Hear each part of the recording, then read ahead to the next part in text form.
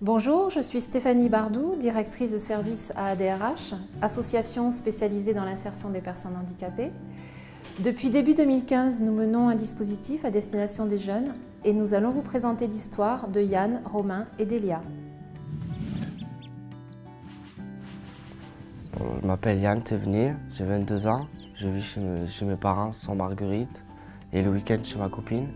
Mon handicap, c'est la dyslexie, les maths et surtout beaucoup de la mémoire. Je l'ai découvert une fois que j'ai commencé les scolaires, la scolarité. Je m'appelle Romain, j'ai 24 ans, je suis pâtissier chocolatier à la base et je suis atteint d'une spondylarthrite ankylosante à la hanche. En fait, j'ai une poche d'eau dans la hanche qui m'empêche de faire plein de choses, donc marcher, conduire et exercer mon métier de base. Ça fait déjà 3 ans que j'ai cette maladie qui en fait, à partir du moment où on arrête de travailler, où on arrête de bouger, prend la place, quoi.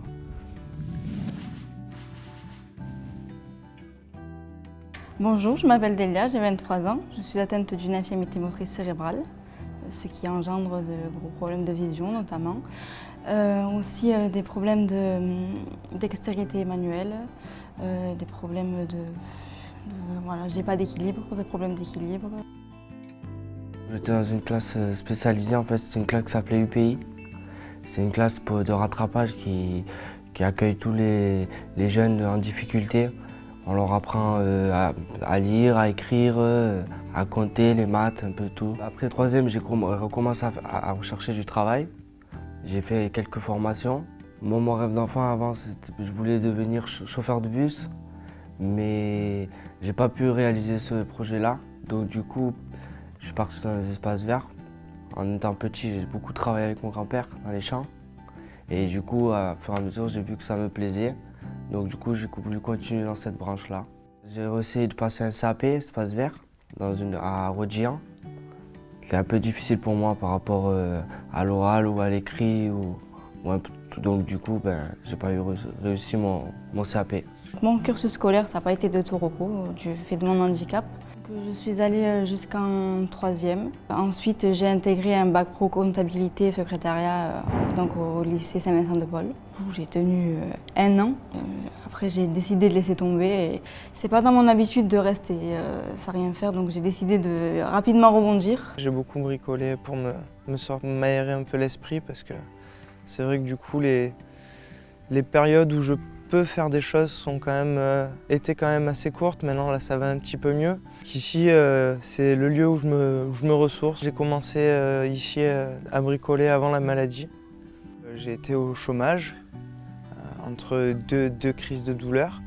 Et du coup, ils m'ont envoyé vers Cap Emploi, vers la DRH pour retrouver du travail, pour essayer de me réinsérer dans le monde du travail. J'ai rencontré la DRH par une association qui s'appelle NOAS.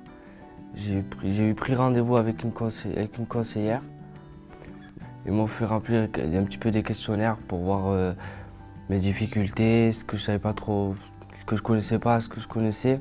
Et à fur et à mesure, elle a vu que j'étais motivé, que j'étais à l'heure tous les jours, qu'il n'y a pas de retard. Du coup, elle m'a envoyé dans son entreprise où ils recherchent des gens motivés. Par le biais de la mission locale, ils m'ont parlé de la DRH. Mon adhésion donc, à la DRH, c'était un réel soulagement pour moi. Parce que j'ai souvent eu l'habitude de m'adapter à mon environnement. Et j'ai enfin trouvé là-bas des personnes qui s'adaptent à moi. Du coup, j'ai des entretiens le jeudi après-midi avec Joanne qui dure à peu près 2 heures. Donc on a fait tout ce qui est bilan de compétences, etc. Psychologiquement, le fait que j'avais presque plus de vie sociale, en fait, ça m'a beaucoup aidé. Puis le fait de ne pas savoir quoi faire en plus de ça, ça m'a aidé aussi du coup à reprendre mes marques dans le monde du travail, à voir ce que je pouvais faire et ce que je voulais faire, ce qui me plaisait. Du coup, ça se passait en groupe chez ADRH et en individuel. En groupe, c'était plus des cours de réinsertion sociale. Et après, en individuel, j'ai rempli plusieurs questionnaires sur tout ce qui était professionnel, ce qui pouvait me plaire, ce qui me plaisait. Et du coup, on a trouvé la prothèse dentaire. Mon projet reste à définir avec Joanne.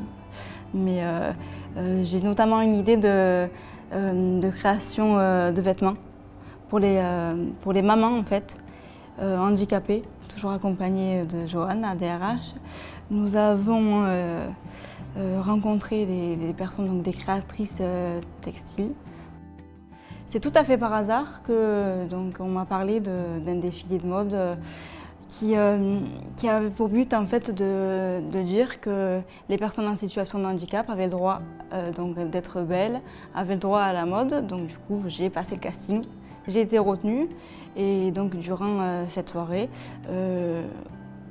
j'ai eu l'opportunité donc de parler de mon projet de création d'entreprise et puis j'ai eu des contacts qui pourraient être susceptibles donc du coup de m'aider dans ce projet-là. En parallèle de mon projet de création d'entreprise, Joanne m'aide aussi dans mon projet de retour dans la scolarité. Je vais donc là passer une équivalence bac. La DRH m'a trouvé un emploi chez Étape. C'est une entreprise qui accueille des personnes handicapées, qui ont la reconnaissance handicapée. Et on travaille beaucoup dans les espaces verts, l'entretien, les massifs, on taille beaucoup, on débroussaille beaucoup aussi. Mon plus grand souhait, ce serait d'arrêter d'avoir mal et d'arrêter de prendre des cachets.